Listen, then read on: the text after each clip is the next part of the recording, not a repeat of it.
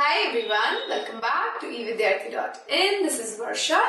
Start करते हैं हमारा next topic that is assemblies in southern kingdom.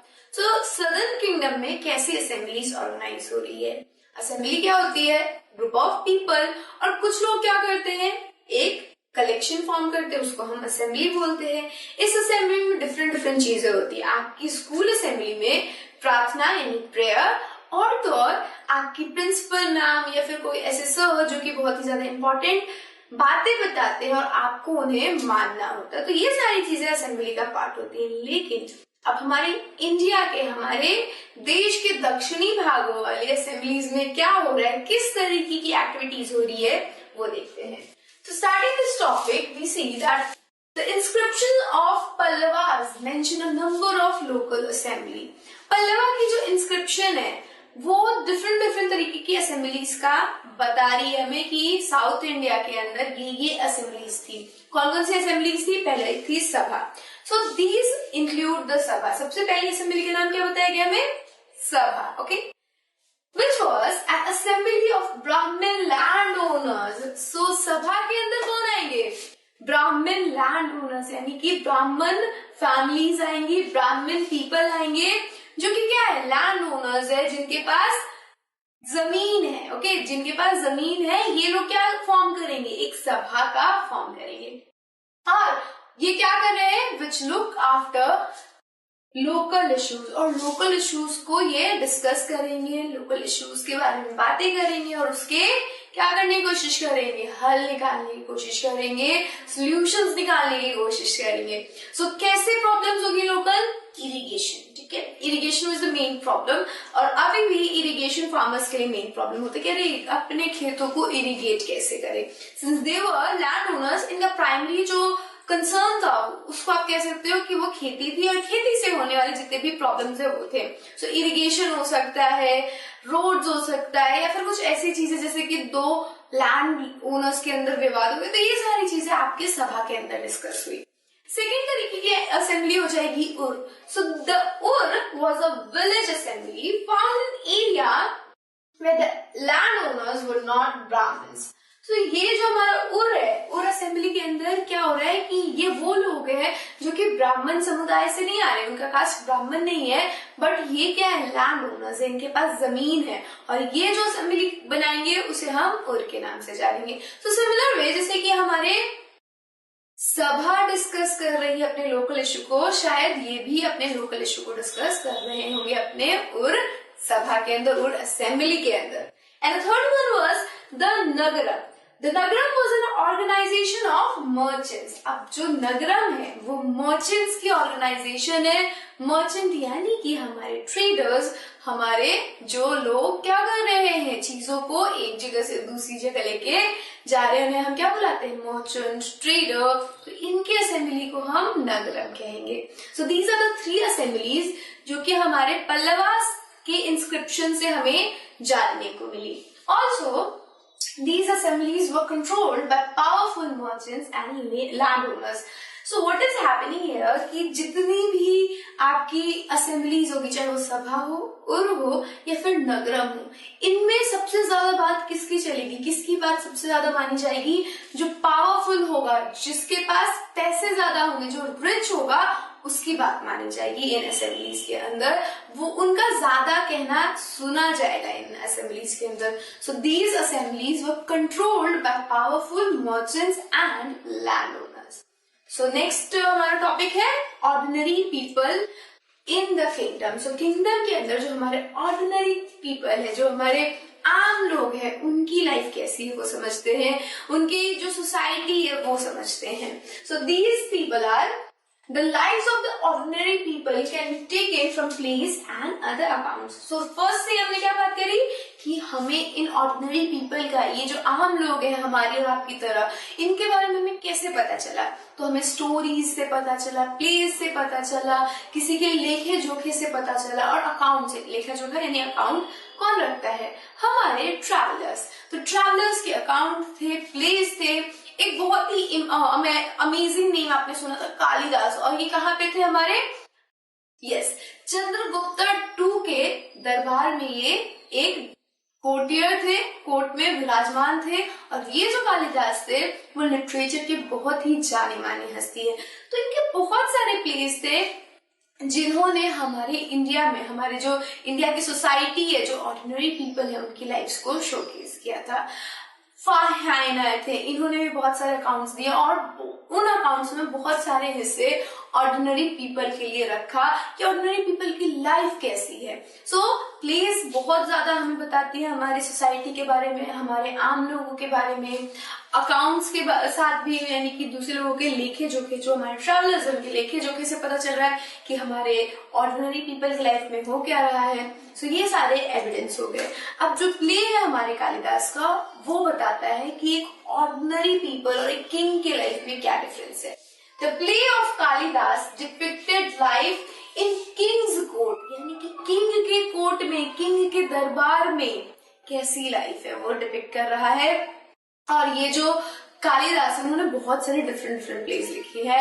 इनमें से सबसे जो प्रमुख प्ले है, जो सबसे इम्पोर्टेंट और सबसे जाना माना प्ले है, that is Abhijnanam Shakuntalam. So it is the story of king and women. और ये लोग क्या करते हैं, लोग शादी कर लेते हैं। एक ऑर्डिनरी वुमेन होती है और एक किंग होता है दुष्यंत नाम का, एंड दे गेट मैरिड। और फिर ऐसे सीन क्रिएट होता है जहाँ पे हमें ये देखने को मिलता है कि कालिदास ने एक ऑर्डिनरी इंसान की भी लाइफ को दिखाया है, एक मछुआरे की लाइफ को दिखाया है, और बहुत चीजें इसके अंदर आपको देखने को मिलेगी जो कि आप रिलेट कर सकते हो और जिससे आप समझ सकते हो कि सोसाइटी कैसी थी, किंग का जो दरबार था, जो राजा का दरबार था, वो कैसे काम करते हैं। ओके, तो कभी टाइम मिले तो अभिज्ञान शकुंतलम जरूर पढ़ना और इस वक्त की सोसाइटी को जानने का मौका मिल जाएगा आपको। ठीक है, नेक्स्ट देखते हैं। The kings and Brahmins were shown speaking Sanskrit while the ordinary men and women spoke Prakritic in these plays. अब क्या हो रहा है कि जो किंग्स है और ब्राह्मण्स है, उनको किस तरीके से दिखाया गया है कि वो संस्कृत बोलते हैं। और ये जो संस्कृत है वो एक्चुअली में एलीट लैंग्वेज है। क्यों एलीट लैंग्वेज है? बिकॉज संस्कृत को सीखना पड़ता था। ओके, आप इंग्लिश नहीं सीख सकते हो तब तक जब तक आपके पेरेंट्स नहीं आपसे बात करेंगे, है ना। कोई बच्चा अगर स्कूल जाता है, इंग्लिश मीडियम स्कूल, तो ही वो इंग्लिश सीख सकता है। यानी कि कुछ ना कुछ आपको क्या चाहिए, एक तरीके से इन्फोर्समेंट चाहिए, एक तरीके से आपको इंग्लिश आपकी सराउंडिंग में होना चाहिए, तभी आप सीख सकते हो। सो संस्कृत भी क्या था, सिर्फ ब्राह्मण और हमारे राजाओं या क्षत्रियों के द्वारा बोला जा रहा था, जो कि क्या थे, पढ़े लिखे थे। वही औरतें जिनको पढ़ने का मौका नहीं दिया जा रहा है सोसाइटी के अंदर, सो कितनी भी एलीट औरत होगी वो आपको कई बार प्रकृत लैंग्वेज के अंदर बोलती हुई दिखाई देंगी। इवन ऑर्डिनरी मेन भी प्रकृत लैंग्वेज के अंदर ही बात कर रहे हैं। क्यों?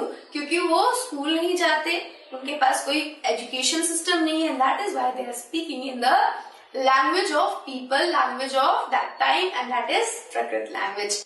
तो प्रकृत लैंग्वेज पूरी सोसाइटी की लैंग्वेज थी। सिर्फ एलीट लोग, यानी कि छोटा सा समूह संस्कृत बोलता था और लोगों को क्या दिखाता कि हम पढ़े लिखे हैं। जस्ट लाइक आज के टाइम में पढ़े लिखे लोग जो होते हैं वो इंग्लिश बोलते हैं और हम जैसे लोग हिंदी में ही अपना काम चला लेते हैं। सो नेक्स्ट देखते हैं। The Chinese pilgrim Faxian noticed the practice of untouchability by high and powerful people. फाजियान के बारे में हमने बात करी थी, आगे हमारे फाजियान। सो इन्होंने बहुत ही इंपॉर्टेंट चीज नोटिस की हमारे सोसाइटी के अंदर, दैट वाज अनटचेबिलिटी, यानी कि छुआछूत, है ना। छुआछूत की जो होती है ना कि we should not touch these kind of people, we should not touch those kind of people। जो कास्ट सिस्टम के अंदर हमारे शूद्र थे और हमारे जो स्लेव्स थे, उनको हम जब अनटच, मतलब हम उनको जब अपनी सोसाइटी से बाहर रख रहे हैं, सो ये सारी प्रैक्टिस किसने देखी है, हमारे फाजियान ने देखी। बड़ा ही डिटेल्ड अकाउंट दिया है, आपकी बुक में भी एक इंस्टेंस उन्होंने बता रखा है येलो कलर के बॉक्स में, प्लीज उसको पढ़िएगा एंड यू विल फील कि कितना ज्यादा सेग्रीगेशन आपको सोसाइटी के अंदर देखने को मिलेगा। और आप ये सोचो, एक बाहर से इंसान आके हमारे इस अनटचेबिलिटी की प्रैक्टिस को नोटिस करके लिख के गया और जिसको पूरी दुनिया पढ़ रही है। That is a very bad thing. हमें अनटचेबिलिटी नहीं प्रैक्टिस करनी चाहिए और अब तो बिल्कुल बंद ही हो गई है। So it was a bad thing कि हम अनटचेबिलिटी उस टाइम प्रैक्टिस करते थे। Thank God for the government and for the constitution कि उन्होंने अनटचेबिलिटी को बैन कर रखा है। Next is Banabhatta provided an account of the marches of the large armies of the king. Again, here comes our बाणभट्टा. तो इन्होंने भी क्या किया है, जो किंग के साथ आर्मीज रहा करती थी उनके मार्चेस यानी उनके यात्राओं का वर्णन किया है. उन्होंने बताया है कि कैसे ये जो आर्मीज हुआ करती थी वो एक तो बहुत ज्यादा झुंड में निकलते थे, ठीक है. इनके अंदर हाथी हुआ करते थे जो कि क्या करते थे, उनके पैरों के नीचे कुछ भी है उसको कुचल के चल दिया करते थे. तो ये जो आर्मीज जब किसी भी विलेज के पास से होकर गुजरा करती थी तो वो विलेज वाले जो होते थे वो परेशान हो जाते थे. एक तो हाथियों की वजह से कि मेरा पूरा फसल बर्बाद हो जाएगा, जो भी चीजें उनके आसपास होंगे वो सब बर्बाद हो जाएगा. और दूसरी चीज, अगर किंग साथ में आया है, अगर आर्मी है, तो ये विलेजर्स का क्या बन रहा है, एक तरीके से उनका हक है, उनका एक तरीके से ड्यूटी है. आप कहो तो ड्यूटी है कि इन लोगों का, आर्मीज का एंड किंग्स का ख्याल रखे, उन्हें बहुत सारी चीजें दे, खाने की चीजें, उनका जो भी जरूरी सामान है वो उन्हें प्रोवाइड करवाए. तो दो तरीके से विलेजर्स को प्रॉब्लम्स को फेस करना पड़ रहा था. And that is why some villagers क्या चाहते थे कि ये लोग आए ही ना हमारे विलेज के नजदीक. ऑब्वियसली कौन चाहेगा कि कोई गेस्ट मेरे यहाँ आए और प्रॉब्लम क्रिएट करके जाए. Nobody wants that. एंड तभी तो कई बार हमें कुछ गेस्ट से बिल्कुल ऐसा होता है, ना ही आए ना तो ही अच्छा है.